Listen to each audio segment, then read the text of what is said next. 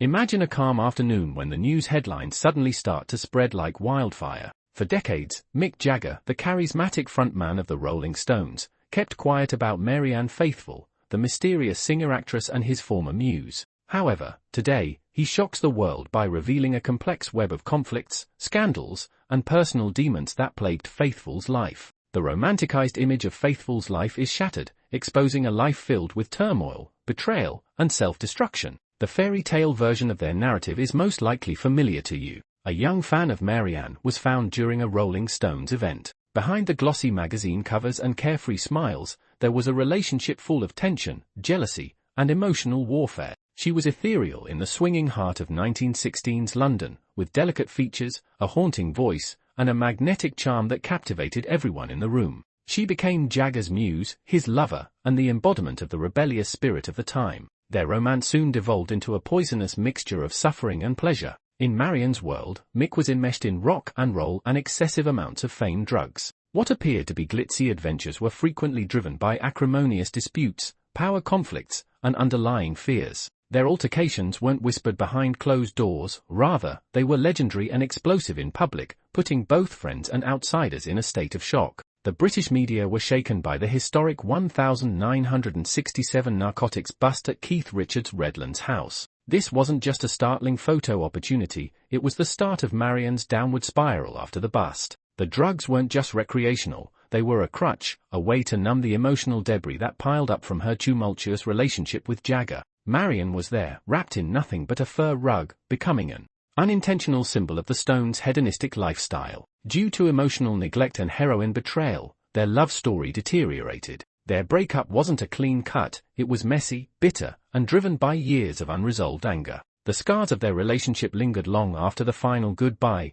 etched into both their personal and public lives, but the conflict with Mick didn't end. Mick's growing fame only served to exacerbate the wounds, leaving Marianne feeling abandoned, used, and broken. Everywhere she went, drama followed like a black shadow, leaving emotional scars and broken relationships. Marianne's life was a battlefield marred by the wreckage of friendships turned sour, all alliances lost, and partnerships that fell under the weight of jealousy, betrayal, and self-destruction. Relationships in its wake. Her life was defined by heartbreak, not merely characterized by it. Her most notorious the altercation was with Anita Penberg. What started out as a captivating friendship between two rebellious women who were both muses and icons soon turned into a toxic rivalry between Keith Richards' mysterious and equally destructive partner. The relationship was a volatile mixture of rivalry, jealousy, and simmering resentment, all set against the chaotic world picture by the Rolling Stones. Within the band's inner circle, these two glitzy, sharp-tongued women were engaged in a struggle for emotional supremacy and attention.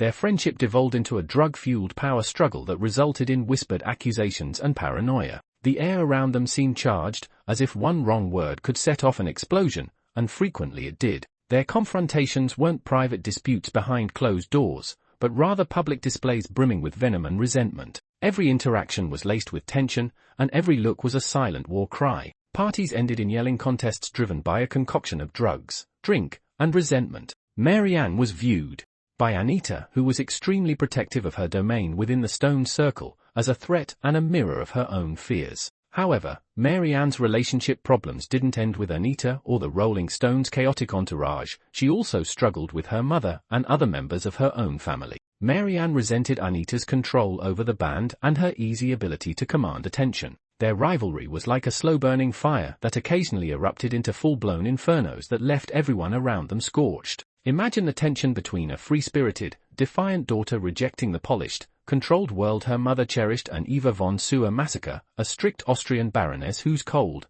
aristocratic manner clashed violently with Marianne's rebellious spirit. The relationship was a battle between generations' identities and values. Evo's disapproval wasn't subtle, rather, it was a persistent presence in Marianne's life, showing up as scathing criticism, emotional distance, and an unspoken disappointment that cut deeper than words could ever express. Marianne's foray into London's bohemian counterculture wasn't just an escape, it was a rebellious middle finger to the expectations that had suffocated her throughout her youth. It was colder and more pernicious, it was the lack of affection, the stillness following a dispute, and the persistent feeling that Marianne would never measure up to her aristocratic mother's strict expectations. Years of animosity created a barrier between them. Brick by brick, with only sporadic attempts at reconciliation crumbling under the weight of unresolved anger, Marianne's life was filled with these broken relationships, each one leaving an indelible mark on her soul. Friendships became rivalries, love stories dissolved into bitterness, and family ties snapped under the strain of unmet expectations. She was a woman who was both magnetic and polarizing,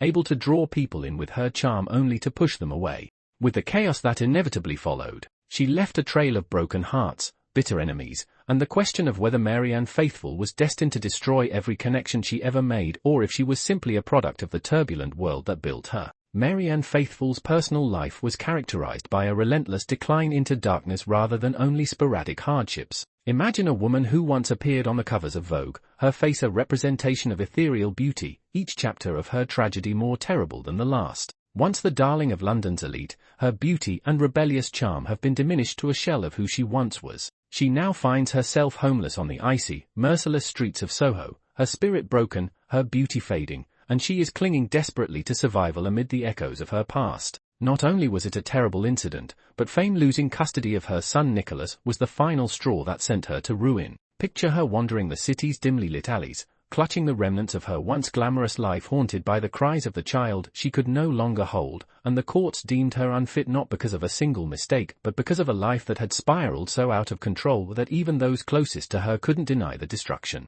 The woman who once enthralled audiences with her eerie voice was now lost to the world in a fog of addiction and regret. Her battles with heroin weren't brief, they were brutal, all-consuming wars. The drug didn't just dull her pain, it became her master, tightening its grip with every injection. Near-fatal overdoses weren't uncommon, they were almost expected, as if death waited patiently for its turn. She drifted in and out of rehab clinics, each stay a fleeting hope that was swiftly extinguished by relapse. The sterile walls of rehabilitation centers couldn't contain the chaos inside her, and each failed attempt only made the void in her soul deeper. Psychological wounds from years of grief, emotional neglect, and self-destruction. Her self-loathing became her regular companion, and melancholy enveloped her like a smothering blanket. Even as she clawed her way back into the spotlight, her triumphs were fleeting illusions, eclipsed by the darkness that would not let her go. The glamorous image that once graced magazine covers was gone, replaced by a woman fighting not only addiction but also the ghost she had created. Her ears were filled with the cheers of devoted followers, but they were unable to block out the voices of her past,